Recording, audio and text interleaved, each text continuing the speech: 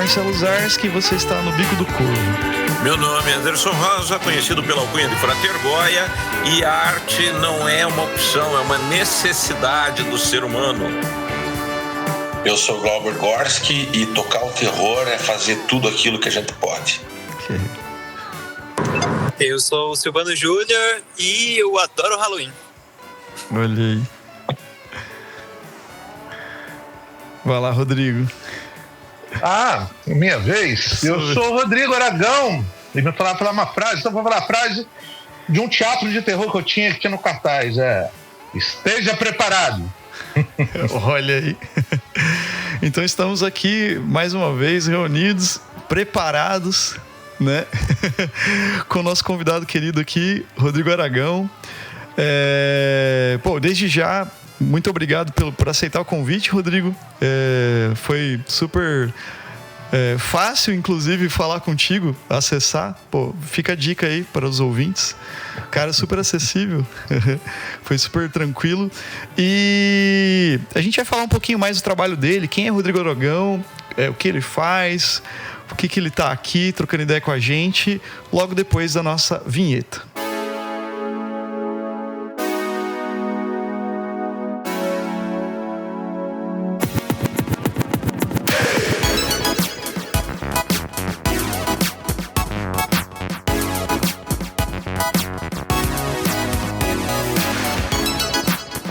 Então, Rodrigo, pra gente puxar então um papo, cara, acho que dos nossos ouvintes aqui, a gente tem feito um especialzinho Halloween, né? Tá saindo alguns episódios aqui de Halloween e tal. Provavelmente você vai sair depois, né, desses episódios que a gente tá sempre gravando além, né? Mas assim, pra galera que tá ouvindo e não conhece Rodrigo Aragão, não conhece seu trabalho, eu queria que você fizesse uma pequena introdução, assim, de quem é você, o que você faz, né? Como é que é seu trabalho, e a gente vai conversando a respeito de mais coisas aí que vão surgir várias coisas aí. Então, passo a bola aí. Okay. Bem, eu sou um capixaba, sou filho de um cara que era mágico, dono de cinema. Comecei a trabalhar com efeitos especiais na minha adolescência já. E comecei a fazer meus próprios filmes, normalmente de terror. E até hoje eu estou produzindo 7 longas-metragens de terror. A maioria são filmes de terror num estilo splatter, num estilo exagerado, com um pouco de comédia, mas sempre tento fazer a coisa mais regional possível. Meu primeiro filme se chama Mangue Negro, depois fiz A Noite Chupacabra, fiz Mar Negro, As Fábulas Negras, que foi a última produção onde teve uma direção do José Mojica Marins, o nosso querido lendário e eterno Zé do Caixão. Fiz um chamado A Mata Negra, Cemitério das Almas Perdidas, e recentemente eu lancei meu 7º longa-metragem, que se chama O Prédio Vazio. Atualmente a gente está na produção do 8º filme, que vai ser um infantil, saindo um pouco do terror, que é um filme todo feito por bonecos. A gente está trabalhando nele já há 2 anos, filme bem difícil de ser feito, chamado Folclórica, sobre um pequeno saci que nasce com o pé trocado, nasce com o pé esquerdo em vez do pé direito. Isso traz vários problemas para a vida dele. E é isso, esse sou eu. Olha aí, você falou do cinema, você faz cinema de horror brasileiro, né? Não sei se foi nessas palavras, mas eu senti isso. E senti isso vendo alguns filmes também seus. O que você acha que é diferente do cinema de horror brasileiro pro cinema de horror, sei lá, de outro lugar? Além de todo o regionalismo brasileiro. Cara, eu posso falar sobre a minha experiência. Eu faço filme no Brasil e faço filme fora do eixo, o que é quase um milagre, né? Então, assim, fazer um filme de terror aqui no interior do Espírito Santo é um processo de... É clichê falar isso, mas é um processo de muita paixão e um pouco de inconsequência até. Mas eu acho que o nosso jeito brasileiro, ele é diferente. E nós temos meus filmes sempre foram com baixíssimo orçamento, principalmente os primeiros, baixíssimos orçamentos. E a ideia de agregar valor de alguma forma era tentar utilizar o máximo possível do regionalismo dos nossos cenários, né? Por isso que o meu primeiro filme é rodado no Manguezal, que é um cenário incrível. O Manguezal é um dos cenários mais lindos que você pode imaginar, mas é horrível filmar lá, por isso que praticamente não tem filme no Mangue. O nosso segundo filme foi rodado na Mata Atlântica, 50 dias no meio do mato, fazendo os chupacabras. Mar Negro foi todo rodado na praia, né? Em Guarapari aqui a gente tem 52 praias, então tudo isso agrega valor ao filme, deixa os filmes bonitos, mesmo com pouca grana, deixa o filme muito bonito. E a questão da riqueza cultural, das nossas lendas, dos nossos monstros populares, do nosso jeito de ser, isso é o que faz um filme ficar diferente, porque você vai fazer um filme aqui, às vezes, com 100 mil, 150 mil, 200 mil, mesmo que seja meu filme mais caro, custou 2 milhões, isso é um troco de pinga para o mercado internacional. Então, o que você vai fazer para se destacar no mercado internacional? É ser regional. Ser regional é uma maneira de ser original, né? E isso facilita bastante a gente comercializar o filme, principalmente fora do Brasil, porque esse jeito brasileiro encanta muito. Como dizia o Mojica, nosso jeito brasileiro encanta muito os gringos. Muito demais. E viu, só para mim não monopolizar aqui o microfone também, que eu sei que a galera quer falar, por que o terror, cara? Tipo, o que te chamou a atenção nesse gênero? Desde sempre foi isso? Você tem influência de outros gêneros, assim, que te chamaram a atenção? Mas o porquê do horror, assim, em si? O que foi mordido pelo bichinho do horror? Sou um completo encantado com fantasia. O tipo de terror que eu faço, o tipo de filme que eu me interesso, é fantasia. Então, assim, eu cresci numa aldeia de pescadores. Eu cresci entre gente contando histórias fantásticas, assim, eu sou encantado com o fantástico. E, bem, minha infância foi nos anos 80, para mim a melhor safra de terror e o auge dos efeitos práticos, né? Sempre fui muito frustrado por ver aqueles filmes incríveis e aquele monte de coisa bacana acontecendo, sempre em outros países, quase sempre nos Estados Unidos, e não ver esse tipo de filme sendo feito aqui. Nessa época da minha casa tinha ali uma filmadora Super 8, mas não tinha filme, não tinha onde revelar. Então fazer cinema era uma coisa muito distante. Mas eu descobri que entre as minhas brincadeiras de fazer filme, eu conseguia fazer ferimentos com cola branca, com guardanapo molhado, com tinta guache, e comecei a assustar as pessoas, os vizinhos, as tias, os primos. Virei uma peste ali no meio, todo mundo me odiava. E isso eu acho que foi a porta de entrada para o cinema, porque era uma coisa que eu tinha condições de fazer, né? Era a única parte que eu tinha condições de fazer. E eu acho que isso me levou para o terror, que o terror é onde você pode extrapolar essa parte dos efeitos especiais, chutar muito, né? Então foi meio isso. Foi por isso que eu fui por esse caminho, eu acredito. Ok, deixa eu fazer uma pergunta aqui. Na realidade, eu quero fazer duas. A primeira é que você já citou 3 vezes o Mojica. E eu quero saber qual a influência que ele teve, a extensão da influência dele no teu trabalho. E a segunda pergunta por exemplo, esses filmes, em especial de baixo orçamento, que nem Hellraiser e tal, eles também foram inspiração para você? Então são as duas perguntinhas para começar.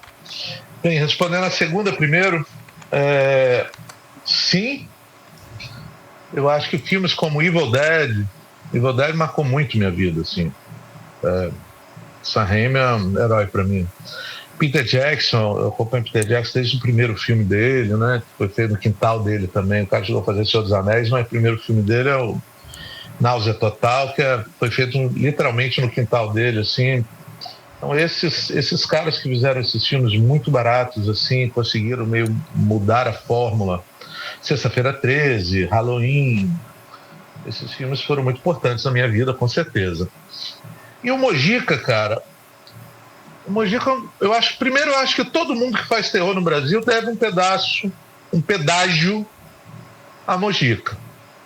Ele mostrou lá na década de 60 que era possível fazer terror no Brasil, que era possível ter um personagem com características de outros países, com características universais, mas com uma essência muito brasileira.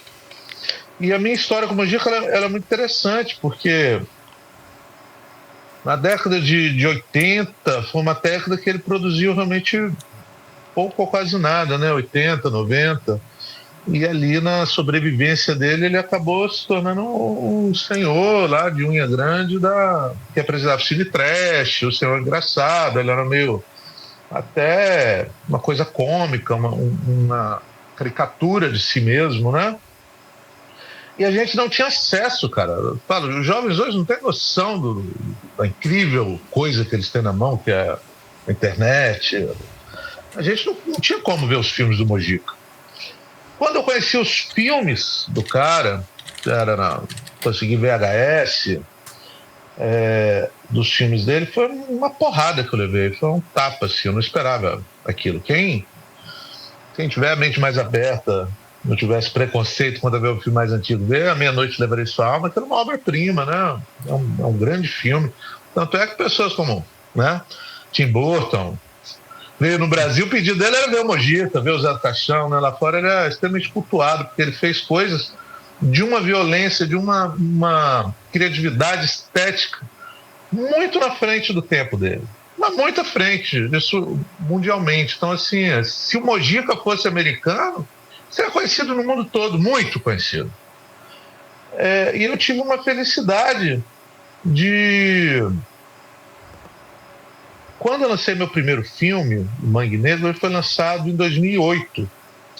Em 2008 foi considerado um ano importante, porque o Mojica estava lançando o final da trilogia dele, que começou na década de 60, com A Meia-Noite Levarei Sua Alma. Se eu não me engano, no início dos anos 70, ele fez Essa Noite Canarinha no Seu Cadáver. E ele só conseguiu lançar a terceira parte dessa história em 2008, né, que é a Encarnação do Demônio. Então, quando eu fui para um primeiro festival, no Fantaspoa, a primeira exibição do Mangue Negro, no dia seguinte ia passar a Encarnação do Demônio e o Mojica estava lá. E o Mojica sempre foi muito generoso, muito querido, assim, muito generoso com a gente. E durante aqueles próximos 2 anos a gente sempre se encontrava em festivais e enfim, nos tornamos amigos. E eu tive a grande honra de ver o Mojica sentar na cadeira de diretor pela última vez, em 2014, Nas Fábulas Negras, que é um filme de histórias onde eu convidei outros diretores e ele dirigiu o conto do Saci. Então eu pude literalmente aprender com ele pessoalmente também, vê-lo dirigindo uma equipe e vê-lo sentar naquela cadeira pela última vez. Isso é uma coisa, é um orgulho que eu vou carregar para sempre, assim. E é isso, o Mojica está sempre comigo. É muito engraçado e eu fico muito feliz de saber que você teve essa oportunidade, porque eu sou de uma linhagem telêmica de um amigo que era co-diretor com ele, que é o Marcelo Ramos Mota, que produziu com ele dirigiu com ele, foi co-diretor da Estranha Hospedaria dos Prazeres. Mas, apesar disso, eu tive contato apenas com Euclides E o Mota eu cheguei a escrever, mas ele nunca respondeu que ele tinha morrido já nesse meio tempo. Poxa. Então é muito legal quando você consegue encontrar alguém que você admira e ter esse contato mais próximo, né? Eu imagino que deve ter sido fabuloso. Foi, Mojica tem uma história interessante que na década de 90, eu passei a década de 90 inteira querendo filmar alguma coisa, correndo atrás de uma câmera, alguma maneira de fazer cinema, que foi uma década muito difícil, assim, trabalhei em alguns curtas, mas... E aí eu vi num jornal que o Mojica ia fazer uma série, tinha alguma coisa assim. E aí eu comecei a tentar liguei pro jornal para pegar o contato dele, e consegui um telefone lá, e uma secretária dele me atendeu meio mal. Mas eu menti para minha família, eu com 19 anos, menti para minha família falando que o Mojica tinha me convidado para fazer um filme. E foi a primeira vez que eu fui para São Paulo. Entrei no ônibus e fui para São Paulo atrás dele. E aí consegui encontrar lá o escritório dele. A secretária me atendeu lá, passei o dia inteiro esperando ele. Ele não apareceu no dia. E foi frustrante, assim. Eu fiquei muito magoado com isso. Mas foi interessante que uns dias depois eu bati no SBT e eu consegui no programa do Jô. O que foi uma virada assim, na minha vida, não de conseguir trabalhos graças a isso, mas as pessoas pelo menos pararam de me chamar de malucas. De maluco, né? Então, assim, me facilitou um pouco a vida. E esse caso de não ter encontrado o Mojica foi uma coisa que eu pude contar para ele depois, quando a gente pôde sentar para jantar ontem, quase 10 anos depois, né? Mas foi muito legal, assim, quando eu finalmente consegui encontrá-lo. Mas eu ia perguntar, eu tava vendo acho que uma entrevista sua, e você falou bastante do Sam Raimi na entrevista, do Peter Jackson também. Inclusive, eu peguei uma recomendação de um filme que você fala lá, que é o Heavenly Creatures, o Almas Gêmeas, do Peter Jackson. Porque eu assisti a entrevista e falei, pô, esse filme deve ser bom, eu gosto do trabalho do Rodrigo, vou assistir esse filme. E, cara, adorei, assisti o filme ontem, inclusive, falei, vou assistir. Ah, que legal, gosto muito desse filme. Muito obrigado pela recomendação. Adorei. Valeu. Aí, cara, o que eu ia perguntar é o seguinte, nos seus filmes, eu assisti alguns deles, o último, Prédio Vazio, pô, demais. E todos eles têm esse lance de efeito prático, alguns não, só efeito prático, tem outras coisas, né, também. E eu vi que você gosta bastante disso, né, tem bastante isso nos filmes. E você citou o Sam Raimi, né, também bastante, que também lá no Evil Dead tem bastante. Eu tenho o Evil Dead 2 em VHS, cara, só não tenho onde assistir, porque, não tenho mais o aparelho de VHS.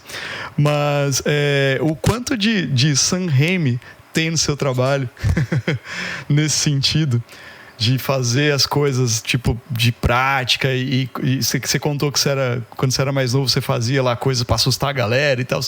O quanto tem disso no teu trabalho, cara, de influência? Muito. Porque assim, eu digo, a minha principal fonte de renda até o momento é trabalhar em filmes de outras pessoas prestando serviço de efeitos práticos. Então, assim, para mim esse é o meu ponto de conforto, né? E eu acho que a inventividade de Sam Raimi, assim, quando eu vi Evil Dead aqui no Brasil, a gente viu o 2 antes do 1, né? O 2 ele teve uma circulação antes do primeiro. Aquilo mudou minha vida, assim, mudou minha vida mesmo. E essa questão de que é possível, né? O cara filmava com uma câmera parafusada numa tábua. Porque o meu primeiro filme, eu passei os anos 90 todos tentando arrumar uma câmera para fazer um filme.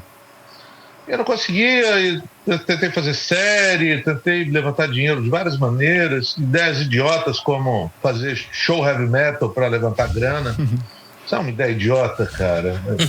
Faça um show de pagode, de qualquer coisa, mas não faz show heavy metal. Heavy metal é a raça mais dura que tem. E aí eu encontrei uma pessoa, um empresário. Tentei vender a ideia de fazer um piloto de uma série, ele não topou, mas ele topou montar um teatro de terror. A gente montou um teatro de terror.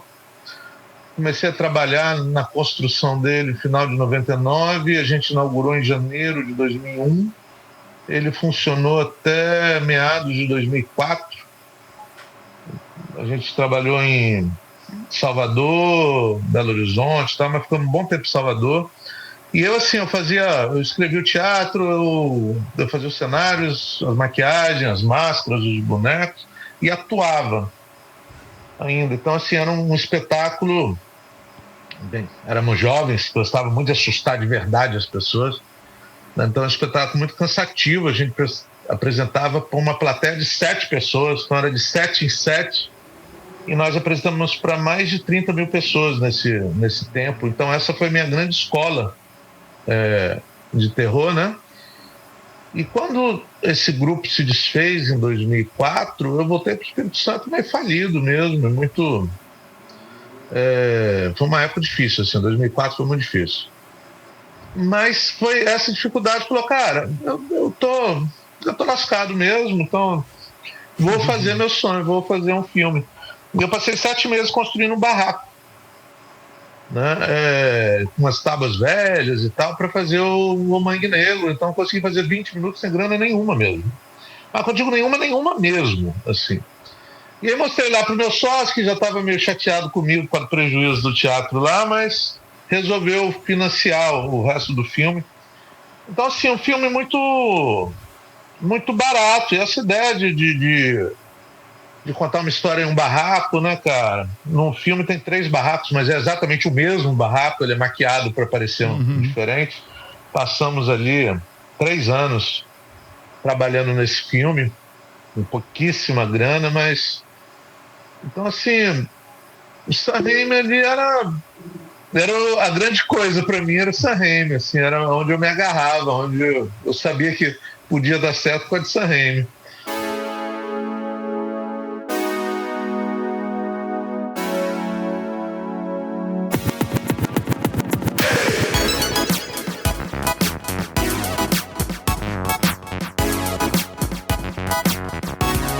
Deixa eu puxar um pouquinho a coisa da produção do filme, da filmagem em si, da finalização, dando um salto para a questão da exibição, né?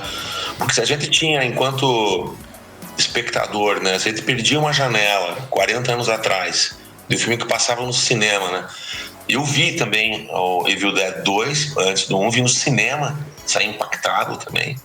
Depois vi um em VHS e alguns filmes na televisão, o próprio do Peter Jackson, vi o Brain Dead antes do Trash, né? Fiquei impactado, mas são assim, filmes que me alcançaram pela janela de exibição, cinema, VHS, TV aberta. O realizador, ele busca produzir e fazer, mas ele precisa exibir também. Ele quer que a obra dele seja vista. Queria saber como é que você enxerga isso através da tua obra, e já somando nessa sopa aí esse rolê todo dos streamings. Como é que tá, o que isso muda, né, hoje em dia daquilo que você esperava 20 anos atrás, quando você queria realizar um filme? Tão somente, talvez. Veja bem, falar de distribuição no Brasil é uma coisa que deixa a gente meio triste, assim, porque a distribuição é o grande problema. Encontrar o público é um grande problema. E não é uma coisa que existe uma solução simples, né? A gente tem um paradoxo que o brasileiro adora terror. Filmes de terror estrangeiros, até filmes que podem ter qualidades duvidosas, assim, tem grandes bilheterias, mas o brasileiro ainda vê com muita desconfiança o cinema fantástico no Brasil. Agora, para você conseguir, eu digo, conseguir financiar um filme é uma batalha muito grande. Você ganhar agora acho que está melhorando um pouco estamos tendo mais, né? Porque em 2008 ninguém fazia. Agora está melhorando um pouco. Mas eu falo, cada vez que um filme de terror, um projeto de terror ganha um edital para acontecer, um anjo ganha asas, porque é um pequeno milagre que acontece. Agora, quando você vai distribuir, eu acho assim, existem coisas que estão se transformando, estão mudando muito rápido, e esse é um problema que até o momento ele não tem solução ainda.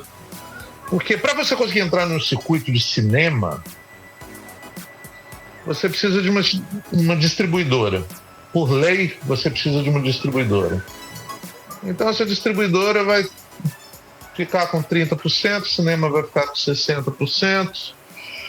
Né? Se o seu filme ganhou algum edital, tem muitos editais que ficam aí com 70%, com 50%. Às vezes o caminho que a distribuidora faz é entrar no edital para conseguir uma verba para distribuir o filme, e essa verba muitas vezes é um edital que tem um retorno de 100% antes de qualquer um, então o dinheiro não chega ao produtor.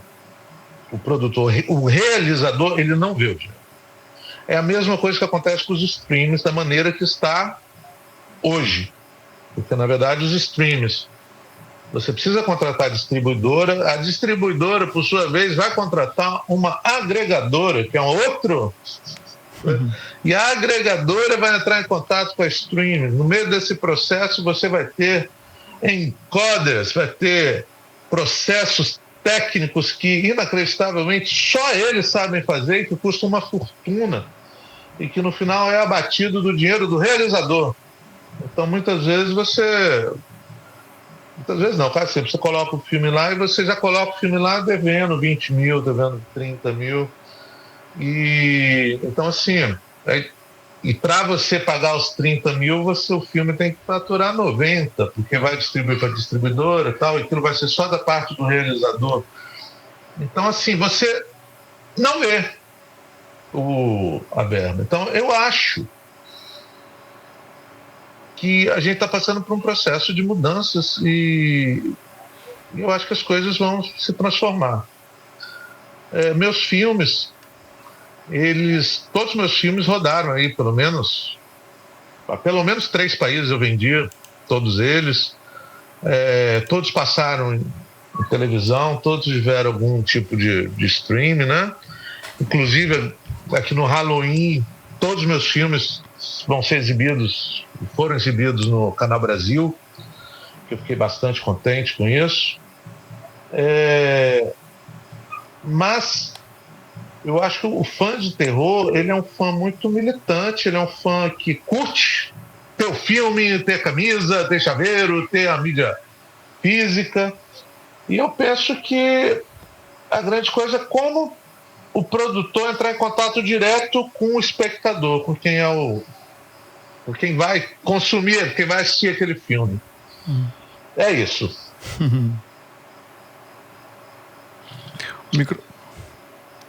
É engraçado ouvir você falando, porque a gente percebe que com toda a tecnologia, com todas as facilidades, não conseguimos ainda eliminar atravessadores, né?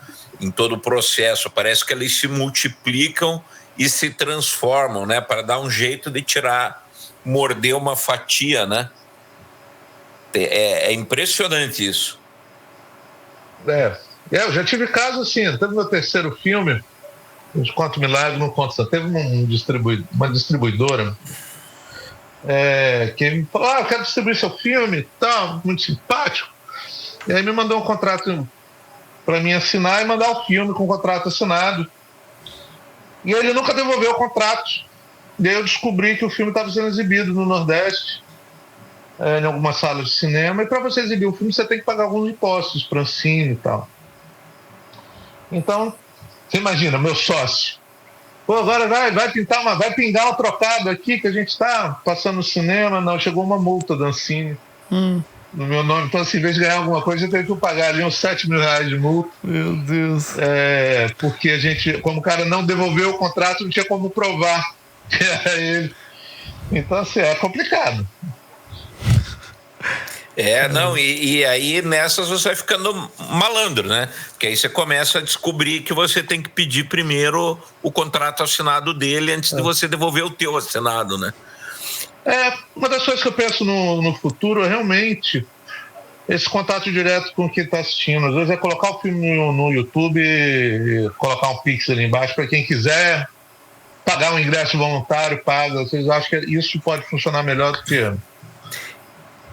E antes de eu passar pro nosso querido Silvano, deixa eu só fazer uma última pergunta. É que você citou essa coisa do terror e o fã, né? E eu tenho tido a percepção, eu também faço alguns eventos, de que você, às vezes, ser mais nichado acaba sendo mais lucrativo, porque você tem... como você disse, o militante, né? E aí é interessante que gera uma dinâmica. Não sei se você conhece a teoria dos 1000 fãs, né? Que hoje eu acho que é o que pode ser uma resposta para o mercado que tenta acabar com o teu lucro, né? Mas segue aí. Conta a teoria dos 1000 fãs, né? A teoria dos 1000 fãs, ela é uma teoria que, na realidade, você não precisa atingir um grande mercado. Você tem que descobrir o tamanho que você quer, né?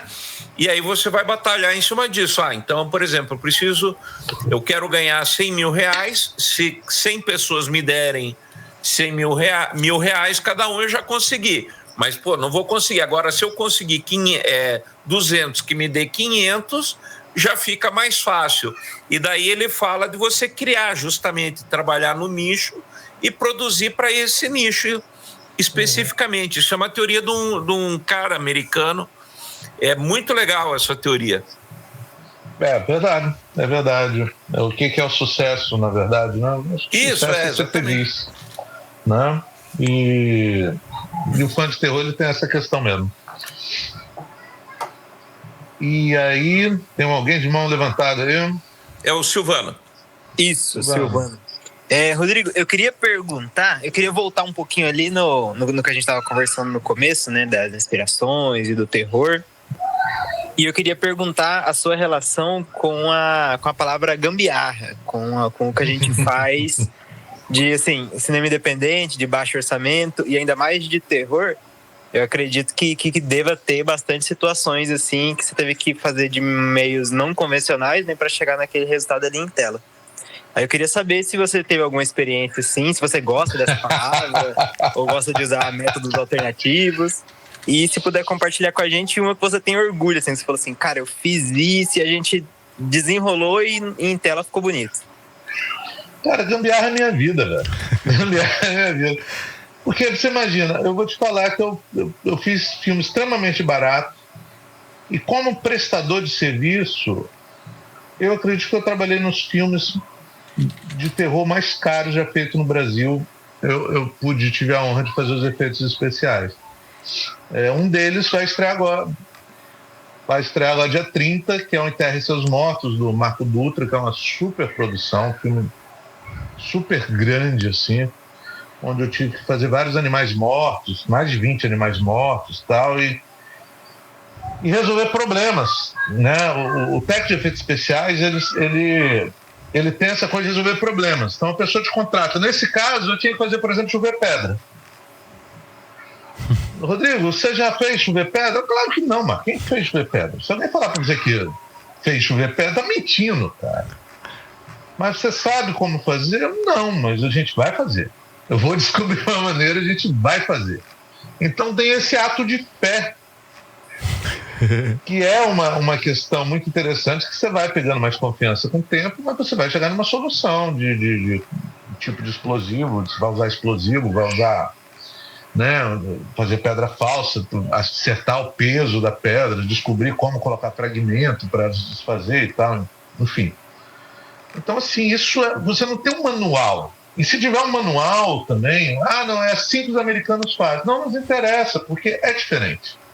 Mesmo sendo uma superprodução como aquela, a nossa superprodução é uma produção medíocre para os americanos. Porque lá realmente o mercado é outra parada, né? É outro lance. Então a gente tem que arrumar nossas próprias soluções. Então se gambiarra é tudo. É tudo. Agora, assim, o mangue, ele é uma coisa muito interessante, porque o mangue, eu construí esse barraco no quintal da minha casa. Eu falo quintal da minha casa, não é nem no quintal da minha casa, que no terreno assim, da família era o quintal de um primo, que era meio perto do mangue e tal. Então aquele barraco era ridiculamente pequeno. As pessoas não acreditavam quando olhavam o tamanho dele e viam ele no filme. Então tinha essa coisa, assim, sei lá, a sala tinha 3 metros por 3. E tinha sequência de ação, com gente voando, com a mesa voando, gente rolando no chão e tal. Então a gente tinha que estar mexendo todos os móveis de lugar para a sala parecer maior. Tinha esse truque, as pessoas nunca brigavam no mesmo lugar. E esse filme era tão pobre que a gente filmou com uma câmera, uma Panasonic 3CCD, 720, 480, nem era HD a câmera, era uma Redcam. E a gente não tinha iluminação. Então eu fabriquei uns holofotes com lâmpada incandescente, cada holofote, um holofote de madeira, forrado com papel alumínio.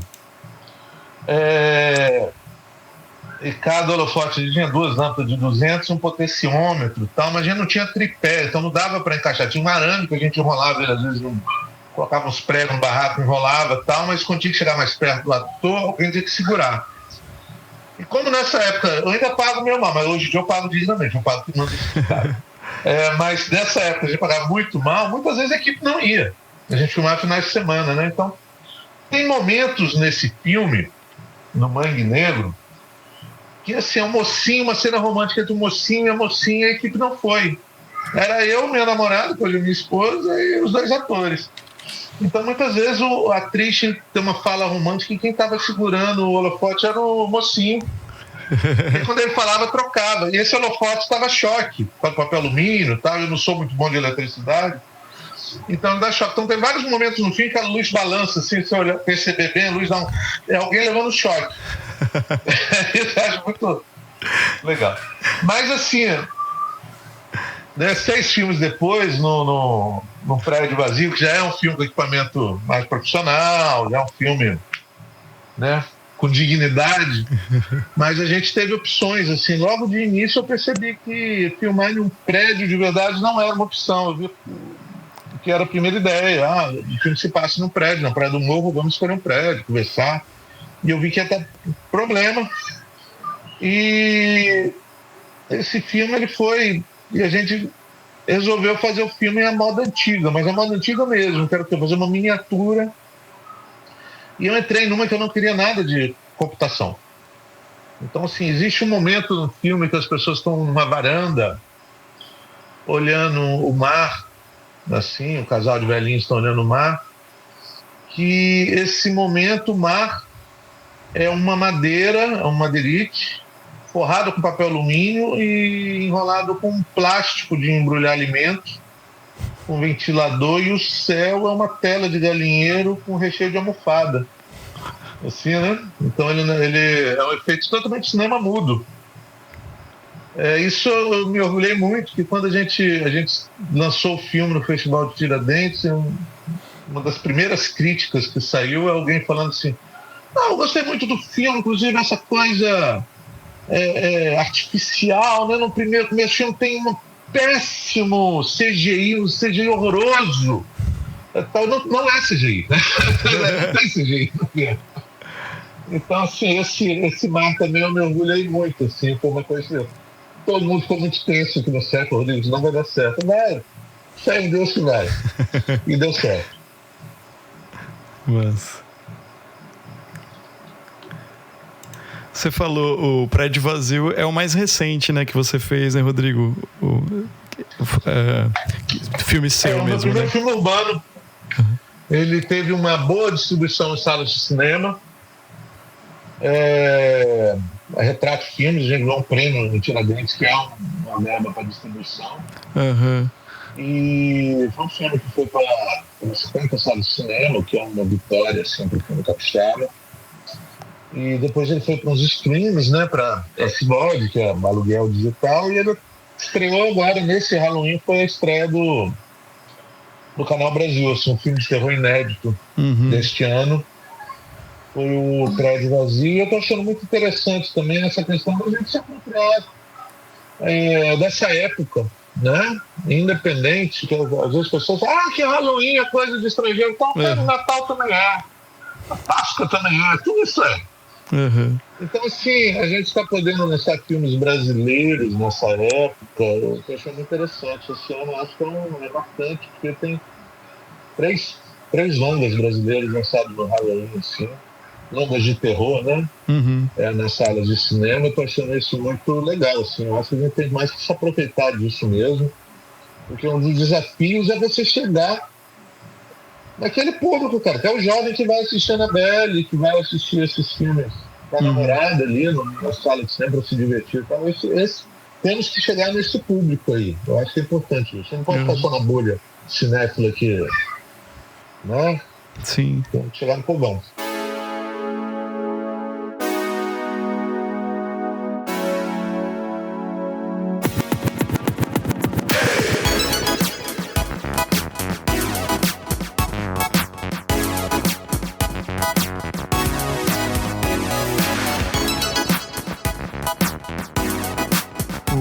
O que eu ia perguntar sobre o Prédio Vazio, né? Ele é o mais recente e ele... eu assisti alguns filmes seus, até Prédio Vazio foi o que... Assim, o mais novo e assim, todos eles seguem, ao meu ver, tá? Falando como fã, assim, como espectador. Eles seguem a mesma ideia estética, talvez, assim, de você fazer as coisas, sabe, da história e tal. E eu vi um outro, que é o Cemitério das Almas Esquecidas, eu acho que é isso. Perdidas, exatamente. Que ele tem um lado... Todos os filmes têm esse lado meio fantasia, né? Fábulas eu achei sensacional. Todos. Achei muito bacana. Mas parece que esse daí, quando eu assisti, ele é o que mais destoa dos outros, assim. Ele, não sei se é a história, a maneira que ele é feito ali, sabe, também. Ele tem um negócio de ter coisas mais... Parece que é uma coisa mais de época, assim, sabe, assim, nesse sentido, sabe? E aí eu falei, nossa, mas esse é bem diferente dos outros, assim. E foge um pouco desse sentido, assim. Você pode falar um pouquinho disso, assim, sabe? Você percebe isso também? Ele tem essa diferença realmente? Ou é coisa da minha cabeça como espectador aqui, sei lá? Vou te contar um pouco como surgiu o universo. Eu acho que todos os meus filmes, eles fazem parte do mesmo universo. E assim, eu comecei a escrever meus roteiros, sei lá, eu tinha 12, 13 anos. E eu sempre fui um cara muito prático no sentido de escrever coisas que eu achava possível fazer. Então meus filmes sempre se passaram em lugares que eu conhecia, eu tinha que filmar com amigos, os personagens iam ter características parecidas com os amigos. Eu sempre tentei ser o mais prático, minha imaginação sempre foi para ser o mais prático possível. Quando eu estava nesse teatro, que era o Mausoléu, foi um projeto muito... enfim, eu tinha 20 e poucos anos, foi a primeira grande oportunidade que eu tive na vida. E a gente achava que ia ser os novos baianos do terror. A gente ia viajar o país todo, ia dar susto em muitas pessoas, ia ter muitas namoradas, enfim. E esse grupo se desfez em 2004 e o encerramento ele foi difícil, que a gente teve ainda 6 meses assim, que a gente tinha que terminar uma temporada, tinha que encerrar um contrato, mas a gente já sabia que não ia dar muito certo. O grupo estava meio, né, como final de banda, assim. E aí eu escrevi o Cemitério das Almas Perdidas, foi nessa época. Meu primeiro, talvez único roteiro que eu escrevi muito por terapia, assim, é um roteiro que eu escrevi livre de pensar em como eu ia fazer, porque eu sabia que era impossível fazer aquele filme. Era um filme muito... Era um épico, tinha luta de espada, de vampiros, tinha cenários complicadíssimos e tal. E esse filme virou um sonho na minha vida, era um sonho na minha gaveta. Então, quando eu fiz o Mangue Negro, que era um filme possível, mesmo levando 3 anos, a cena final do Mangue, o último plano do Mangue, ele tem a igreja, que é a igreja do Cemitério das Almas Perdidas. essa igreja virou a logo da minha produtora, assim, aquilo era um acordo meu com mim mesmo de um dia fazer esse filme. Então, na Noite dos Chupacabras tem um velho do saco e tá com o livro de Cipriano, que é o tema do cemitério, né? Uhum. Então, esse livro ele é encontrado por um albino, que para mim é descendente de um personagem de cemitério. E esse livro ele tem assim, um protagonismo no Mar Negro, depois em A Mata Negra, que seria o penúltimo capítulo dessa saga. E ao longo desses anos todos, eu sempre sonhei fazer esse filme, né? Que o cemitério seria o capítulo 1. Uhum. Seria o começo, o nascimento desse universo inteiro. E aí aconteceu, depois de ter feito 5 longas-metragens, eu já era o cara que mais produziu filmes na história do Espírito Santo. Uhum. Então, eu já tinha aprendido como montar um projeto, como montar um orçamento direito, como apresentar um projeto. E eu consegui ganhar 2 editais, um federal, um estadual, e consegui 2.100.000, que foi o meu maior orçamento. Até então, acho que foi o filme mais caro feito no estado, apesar de ser um orçamento ridículo para o mercado internacional, né? Isso aí é o salário da assistente, da primeira D de figurino, né? Então esse filme, ele é o meu primeiro filme também de cenário montado, ele é de estúdio, né? E eu entendi também que fazer um filme desse no Espírito Santo não era possível, assim, não havia profissionais para fazer esse tipo de produção. E aí surgiu a ideia de um filme escola, né? Então eu tive que pegar gente da construção civil, dar curso para o pessoal, oficina sobre cenografia, e isso se tornou uma constante para mim, porque assim, eu montei minha produtora aqui, eu quero continuar fazendo filmes aqui. Então assim, o Prédio Vazio, ele já é um filme escola no seu nascimento. Ele é um filme que a gente deu oficina para 280 pessoas, selecionamos os melhores de todas as áreas, né? E metade da equipe veio dessas oficinas. Então, metade da equipe do Prédio Vazio são pessoas que nunca fizeram cinema, que estavam num set pela primeira vez. E isso foi muito bonito, assim, foi muito bacana, e é uma coisa boa para todos os lados, porque você passa conhecimento, você transfere conhecimento, você dá oportunidade das pessoas verem o que é um set de verdade, e ao mesmo tempo, assim, eu mapeio essas pessoas onde eu estou produzindo, e a gente mantém esse brilho no olho, né, cara, que é só quem está com essa paixão de quem está começando, ela é super importante a gente ter isso no set. É isso, cara, não sei se eu te respondi não, mas... Não, respondeu sim. Não, é porque realmente, assistindo os outros, ele dá uma destoada, assim, mas deu pra entender, tipo, o orçamento, deu pra entender também do contexto que você escreveu ele também na época e tal. Legal pra caramba, pô. Eu gostei de todos. Pra mim encerrar, assim, o Cemitério ele teve uma coisa muito interessante, assim, muito... Que é o meu primeiro filme filmado com uma Alexa, que é a melhor câmera que tem no mercado, com lentes Prime... um som 5.1, ele foi todo feito para sala de cinema, é o meu filme para cinema.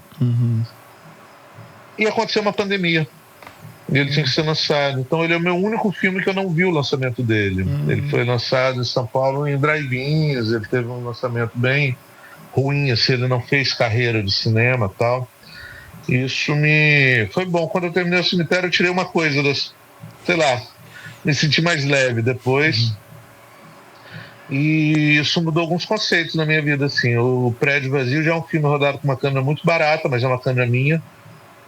É um estúdio pequeno, mas o estúdio é meu também, né? Então o prédio é quase voltando às raízes de uma maneira mais adulta, né? A gente, o prédio todo foi feito com 3 holofotes também, uma câmera, 4 lentes. Então, muito enxuto. É um filme muito, muito, muito enxuto. Mas é aquela questão, é uma opção minha de continuar produzindo assim, porque eu também não quero ficar dependendo de editais, de milagres, de anjos ganharem asas. Eu quero fazer um filme por ano. Então, se for para fazer um filme pequeno por ano, vamos fazer um filme pequeno por ano. Tá certo. Quem vai? Senão fala, Glauber. Aí eu vou falar porque oportunidades começam um pouco, mas eu não vim aqui para falar, vim aqui realmente para ouvir. E eu queria só ouvir mais uma coisa, falar das influências, né? Principalmente os realizadores dos anos 70, 80, que por sua vez foram influenciados pelos outros. Eu acho que a gente, nessa mistura nossa de influências, somente estadunidenses, né? Mas para nós, assim, que somos apaixonados pelo cinema, naturalmente o Zé do Caixão, que eu revi mais uma vez esse ano, Meia Noite Levarei Sua Alma, e fiquei impactado mais uma vez depois de alguns anos que eu não via. Realmente é uma obra-prima. E por sua vez também é influenciado, né, não só por outros realizadores, mas por outras mídias.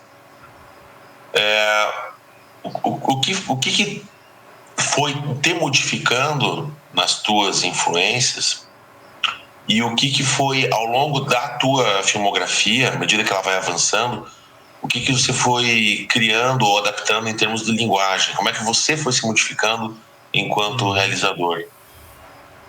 Boa pergunta. Cara, assim,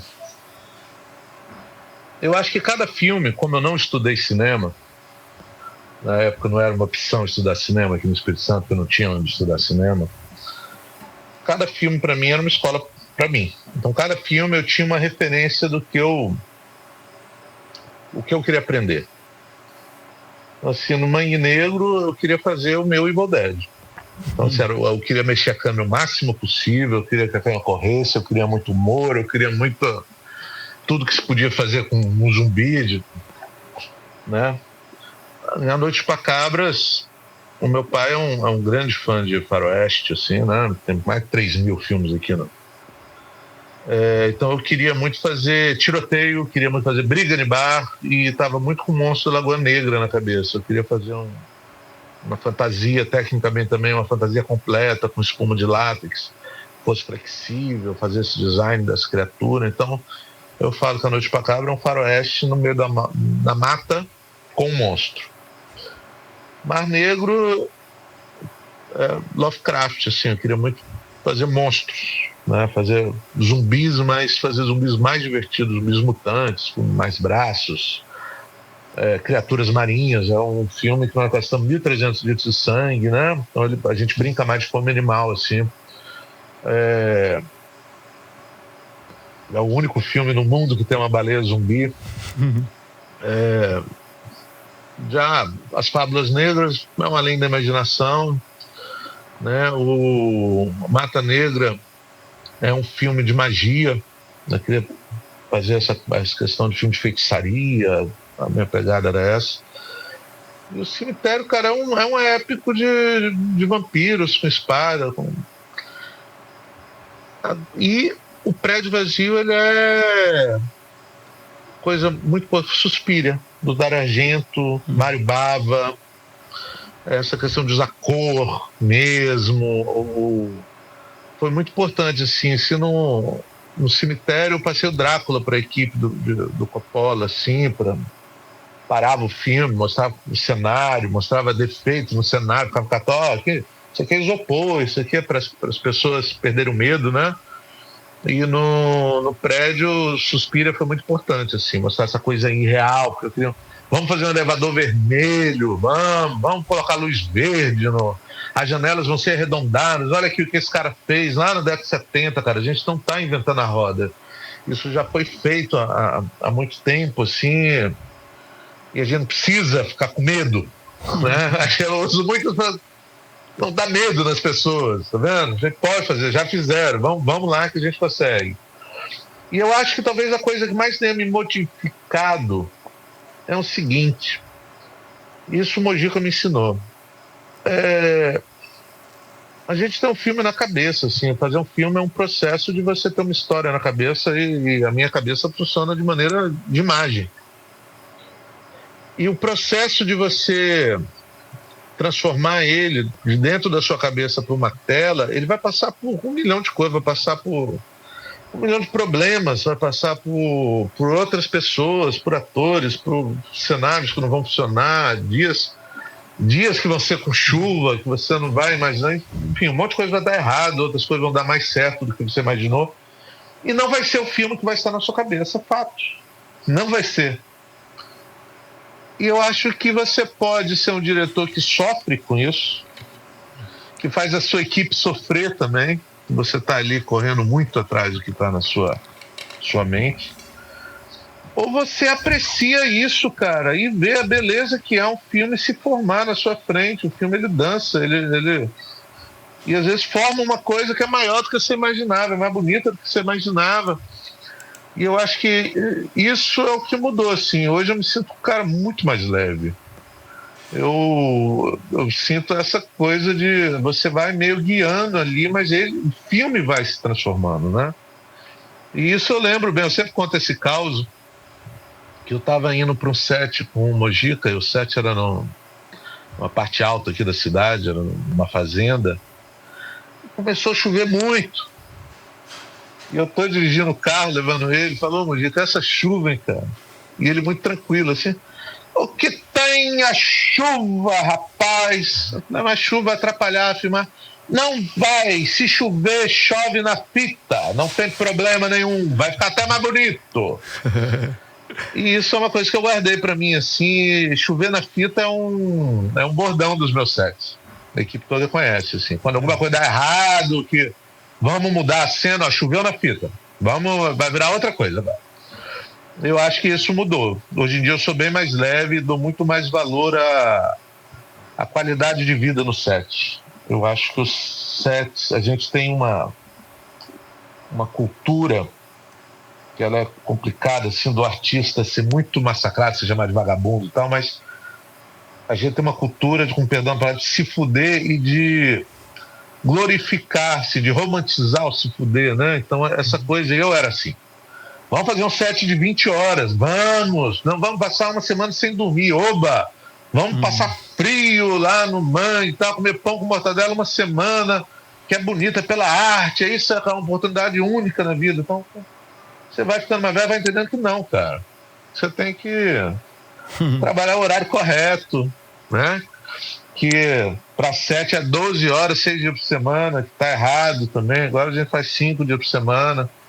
Meus sets, eu sou o primeiro a colocar 7 de 8 horas. Esse filme que eu tô fazendo agora é 7 de 8 horas, que é uma carga horária correta, né? Por que a gente tem que trabalhar 4 horas a mais do que todo mundo, né? Então acho que isso também é uma coisa que mudou. Hoje eu prezo muito a qualidade de vida ali da equipe. Isso ajuda muito, e muitas pessoas, eu falo isso para se algum outro realizador estiver ouvindo, parece que a gente está gastando mais, mas não estamos, cara, porque as pessoas descansadas, elas são mais ágeis, elas são mais espertas, erram menos. Então muitas vezes a gente está errando coisa boba, é cansaço, velho, né? Porque as pessoas estão uma semana sem dormir e tal, as pessoas estão irritadas, né? Então essas coisas mudaram. Vou trabalhar com você, cara. Vou mudar meu currículo aí. Eu pago mal, mas eu trabalho vários sets, trabalho sets muito grandes assim. E realmente, os meus são bons.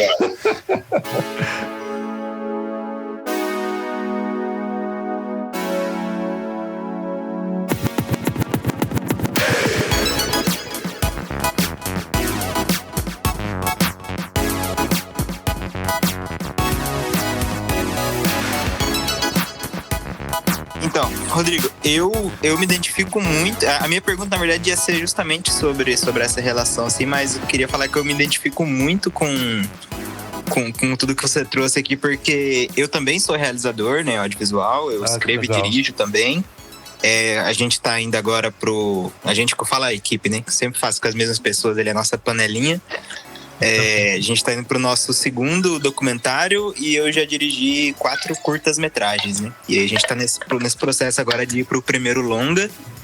Mas eu me identifiquei ali quando você falou que você escreve já pensando nos seus amigos, na galera que já tem ali na equipe. Tipo, tem tem esse direcionamento, assim, e de trabalhar também fim de semana, né? Que a maioria da galera tem seus trampos CLTs e aí a gente marca as gravações ou no fim de semana prolongado ali, pega sexta, sábado e domingo e roda.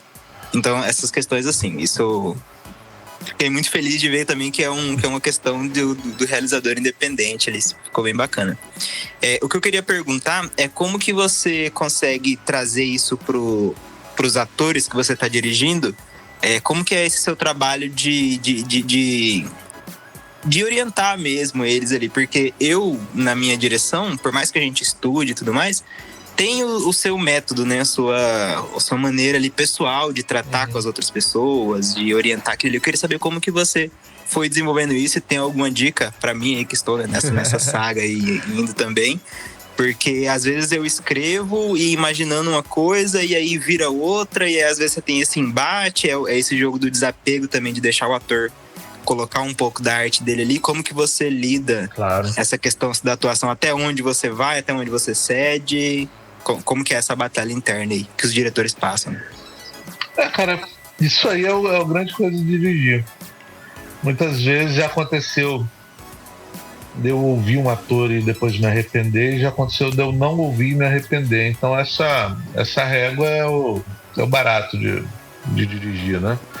Agora, a grande dica que eu dou é só contrate gente que tiver com o olho brilhando para fazer o filme. Eu tenho isso, já fechei com atores que toparam, mas eu vi que toparam assim meio burocraticamente, porque eu estava só precisando pagar boleto e tal, e eu cancelei. E eu acho que ele tem que estar... Se o ator está apaixonado pela ideia, se ele comprou o personagem e tal, e principalmente o tipo de filme que eu faço, cara, que você passa frio, o tempo de maquiagem, meleca na cara, tal, a pessoa tem que estar muito afim. Porque eu falo, uma coisa boa é eu prestar serviço para outros sets, que você aprende esse outro lado também, né? Você maquiar um ator que não estava afim de estar ali, você maquiar um ator que está fazendo aquilo ali só para pagar os boletos, é muito ruim. Então isso é uma coisa que eu continuo. Assim, quando você encontra um bom ator, um cara que é apaixonado, eu vou te falar, eu trabalho com pessoas incríveis, assim, eu já vi pessoas incríveis. Eu trabalhei com Jackson Tunis, cara. Jackson Tunis é um cara espetacular, assim, no set. É de uma paixão sabe, de criança, assim, ele se preocupa com todo mundo. Você trabalha com um cara desse, cara, você fica com vontade de ser uma pessoa melhor. Só não é possível que esse cara é tão legal, velho. Uhum. A Gilda, agora que eu trabalhei com a Gilda, que virou meme agora, né, cara, que deu um grito aí no programa. Eu conversando com ela, pô, Gilda, 40 anos batalhando aí, um monte de filmes, tá? Dá um grito, aí fica famosa. A Gilda também é desse calibre, uma pessoa extremamente apaixonada por cinema. Ela, sabe, são pessoas que você colocar assim, ela, poxa, tem essa cena aqui, então eu quero participar, eu quero entrar, vou sim. O Jackson tinha isso, assim, Jackson, essa cena aqui você estaria ali no cantinho, cara, você quer descansar agora, você pode descansar ali que não precisa. Não, eu vou estar lá no cantinho, não tem problema, eu quero estar junto de tudo. Então acho que isso é muito bacana, assim. E, velho, se puder testar antes, é muito bom, porque cada um é uma coisa, assim. Eu falo que, assim, eu gosto muito de dirigir criança, é uma roubada dirigir criança, mas eu gosto muito, assim, porque eu vou lá e brinco com eles mesmo. Tem que gritar, eu vou lá e grito também para soltar, grita aí também, e fazendo aquela bagunça. Então você chega naquele ponto e é uma coisa mais natural, acho isso muito, muito legal, mas cada um é um, cara. E eu digo assim, depois que eu trabalhei com atores muito bons, eu tenho bem menos paciência com estrela. Eu já trabalhei com pessoas famosas que são insuportáveis, que eu nunca contrataria para um filme. Porque dá bilheteria, tudo bem, mas eu nunca contrataria, nem de graça. Porque eu acho que muda o clima do filme, sabe? Muda o clima do set, assim, você tem uma pessoa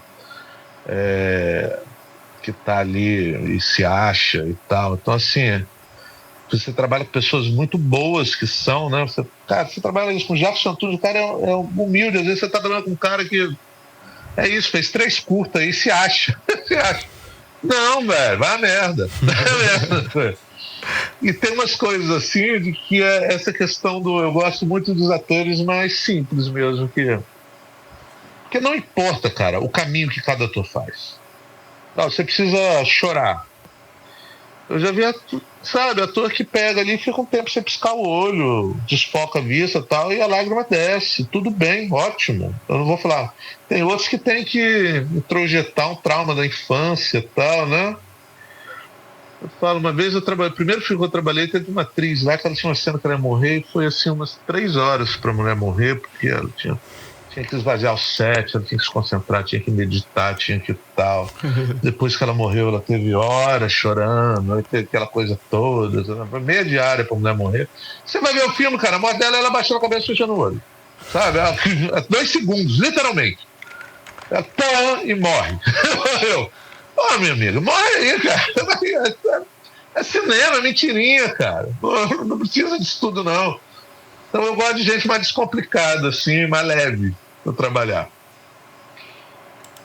E tem uma coisa, não sei se você passa por isso também ou passou, mas tem vezes assim que eu estou vendo ali o filme ali no vídeo assiste, né, acompanhando, e eu me desligo da função de diretor e viro meio que um telespectador, porque tipo, tá tudo tão massa, tá tudo tão legal que tem hora que eu esqueço que eu tô dirigindo o filme e tô só aproveitando ali, tipo, como se eu fosse o primeiro telespectador real do negócio ali, porque aí na minha cabeça eu já sei onde é que vai cortar, onde que não vai, então tipo assim, é um negócio muito massa quando você fala de trabalhar com essa galera que entrega mesmo e entra de cabeça no negócio, tá com o olho brilhando ali. Eu sinto isso também, eu vejo assim, meu olho fica brilhando, você fala, meu Deus do céu, o filme tá lindo. Aí eu lembro que eu sou diretor.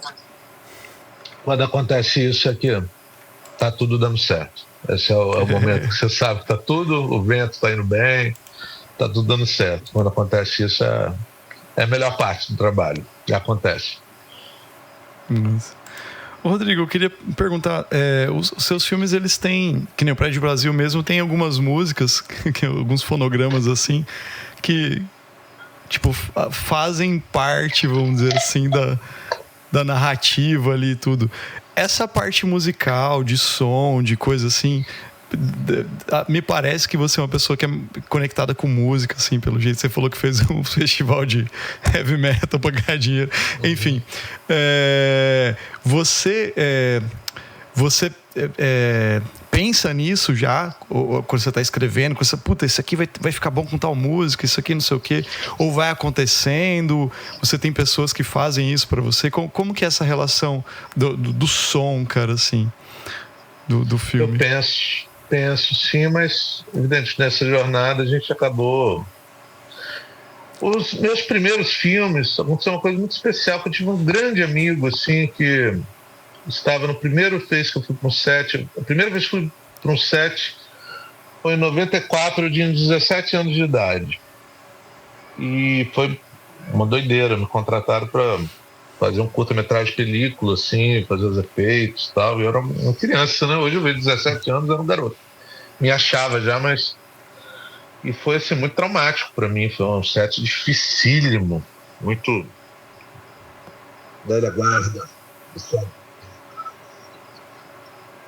Eu só falava assim, né? Cinema é isso, gritaria, choradeira e tal.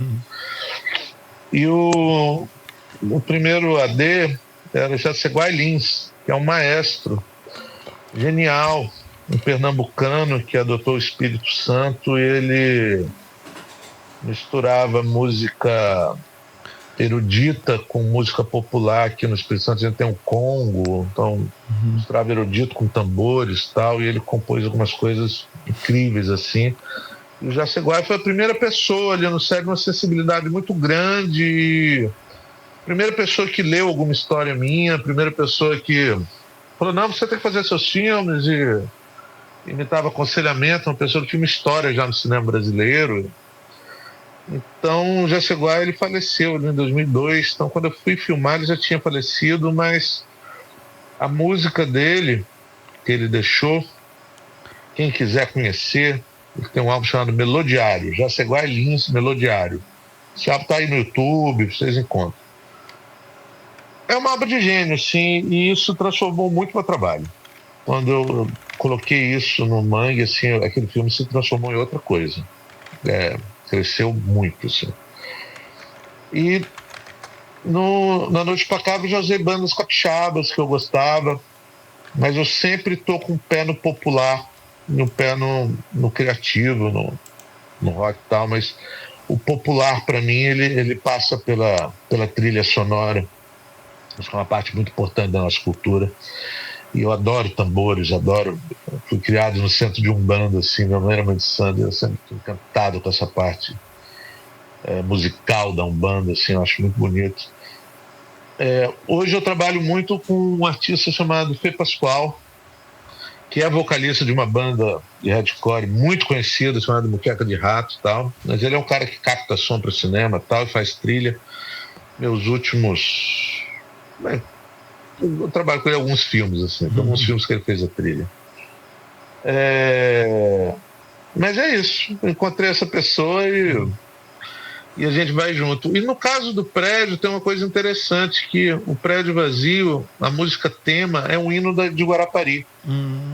Então a gente conseguiu, foi uma luta para conseguir comprar os direitos dessa música, que é uma gravação da década de 60, difícil. Mas eu fazia muita questão. Ele nasceu com a ideia do filme, eu sabia que eu queria essa trilha sonora, queria o hino de Guarapari para ser a música tema do filme. Massa. Uma legal. Fala, Goya. Até o mic tá mutado. Não, eu tô tentando achar aqui. Tem uma banda do menino que também toca um monte, eles têm um som muito legal. Zé Holic, é isso? Não sei. Deixa eu ver aqui. Que é aí do Espírito Santo.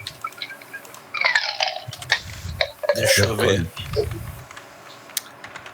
Eu vou procurar eles para mandar depois o nome certinho. Que é uma banda muito legal aí, é uns meninos que tem um som muito diferente. E é aí da tua região. Legal. Música capixaba, pouca gente conhece, mas tem muita coisa boa, assim. Legal. Me mostraram esses tempos atrás uma banda, chama-se Papangu, que é de João Pessoa. Pô, legal pra caramba. Acho que eu passei pro Silvano até, que os caras tocam rock com elementos de música do Nordeste, assim. E as músicas as letras têm esse rolê, assim, não sei se você conhece. Tem a música, sei lá, Boitatá, Lampião. Porra, legal pra caramba. E é um rock... O primeiro álbum deles é um negócio meio stoner, meio, sei lá, arrastadão, meio Black Sabbath. O segundo já é meio rock progressivo, meio uma pegada diferente. Pô, os caras são demais, cara. Gostei pra caramba. Depois Papangu. Vou procurar. Anote aí, vale a pena. É Zé Marrolics. Zé Marrolics, olha aí. Zé Marrolics. Legal. É daí da tua região. Eles têm um som muito bacana. Massa legal. Demais. Obrigado pela dica. Galera, eu acho que pra gente ir encaminhando pra um final aqui, pra não tomar tanto tempo também de todo mundo e do Rodrigo, bom, primeiramente eu queria agradecer o Rodrigo por ter aceitado o convite dos malucos aqui pra gente falar de produção, falar do teu trabalho, e, pô, gostaria muito de agradecer você por ter vindo aqui e pelo seu trabalho, porra. Demais, continue. Eu gosto demais. Obrigado, cara. Acho muito, muito legal. E agradecer... Eu que agradeço o convite, mesmo. Poder falar sobre cinema e tal, sempre é bom. Muito obrigado. Pô, demais. E essa galera aqui que tá sempre junto com a gente. O Douglas não pôde estar aqui também. A gente tem mais um pessoal que participa do podcast. E espero que você tenha curtido aí. Já fica o convite para voltar quando quiser. Fique à vontade, as portas estão abertas aqui, a gente, para falar de cinema, falar de produção e dos seus filmes novos que você vai lançar um por ano aí. Tamo junto. Bacana. Ano que vem vai ser vai ser o Folclórica, um infantil sobre folclore brasileiro, então... Demais. Me chamem pra gente poder falar dele mais pra frente. Com certeza. É o dos bonecos, né?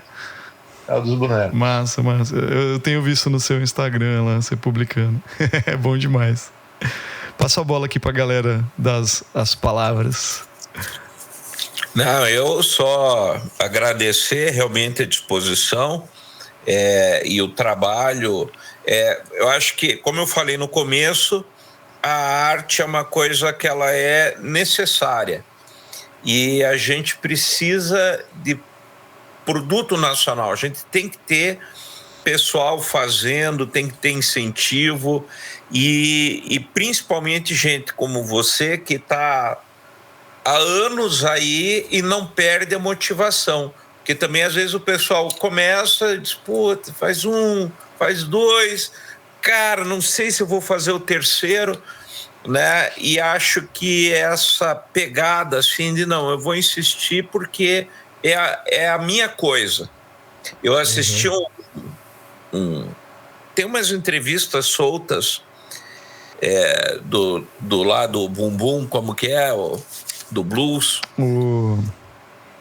John Lee Hooker. O John Lee Hooker, e daí tem uma hora que tem um videozinho desse que ele tá explicando o que é blues. Daí ele fala, não, blues é você tá fudido, você tá sem casa para morar, você tá devendo aluguel, tua mulher te deu um pé na bunda. Ele falou, você não tem emprego, teu sapato tá furado. Isso é o blues. Você tem que perguntar o que é blues, é isso, cara.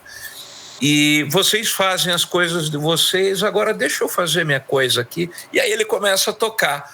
E aquilo é de uma sinceridade, assim, aquilo te pega de um jeito, assim, 3 minutinhos dele falando que muda tudo para você. E às vezes esse trabalho, assim, de você chegar e dizer, cara, não é que eu seja cineasta, mas me deixa fazer a minha coisa aqui, que é o que eu sei fazer. Eu acho que isso é o que move alguém que vai entrar em contato com o teu trabalho, sabe? É fazer a sua coisa. Parabéns. Valeu, obrigado. Pô, show de bola. Só quero agradecer poder estar aqui acompanhando ao vivo aqui agora, assim, palavras tão inspiradoras, né? Trabalho também com direção e produção. A gente tá no rolê realmente cara, o não deixar de fazer, eu acho que é o que continua nos empurrando mesmo, né? A gente querer colocar, seja terror, seja comédia, seja o que for, assim, acho que a gente não dá pra parar, sabe? A gente vai construindo. Agora essas pessoas vão ver também. Casualmente nessa semana aqui em Curitiba vai começar a semana que vem, né, o Festival do Janho, né, Festival do Cinema de Terror do Paulo Biscaia Filho, né? Paulo Biscaia, que é um dos meus cineastas brasileiros preferidos. Adoro o trabalho dele, acho ele uma figura incrível, assim. Não só nos filmes, mas pessoalmente, tudo que ele faz aí, faz Curitiba mais legal. Tem o Biscaia e faz Curitiba mais legal, com certeza. Então deixa a coisa assim e segue inspirando também, né? Para seguir fazendo, né? Seja o formato que for, né? Seja curta, longa, seja vídeo, seja teatro. Então eu acho que é isso aí. Eu acho que inspirar para mim e encontrar gente que segue buscando e fazendo é um privilégio. Pô, tô bem feliz aqui de poder partilhar com vocês isso. Muito obrigado.